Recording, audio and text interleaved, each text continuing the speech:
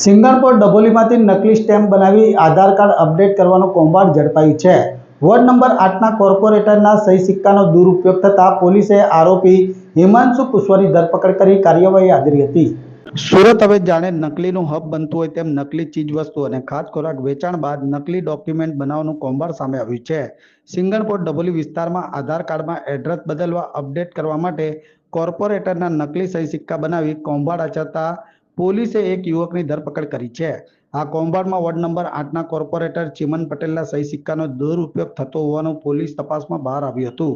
ઓરિસ્સાની સરકારી સભદ્રા યોજનાનો લાભ લેવા આધાર કાર્ડમાં ઓરિસ્સાનું એડ્રેસ કરવામાં આવતું હતું। ખાસ કરીને મહિલાઓના આર્થિક લાભ માટે ઓરિસ્સા સરકારે આ યોજનાઓ બહાર પાડી છે। પોલીસે લેપટોપ, કોર્પોરેટરના બોગસ સ્ટેમ્પ, આધાર કાર્ડ સાથે અન્ય વસ્તુઓ પણ કબજે લીધી હતી। જ્યારે સિંગણપુર પોલીસે આરોપી હિમાંશુ કુશવાની ધરપકડ કરી કાર્યવાહી આદરી હોવાનું જાણવા મળ્યું હતું।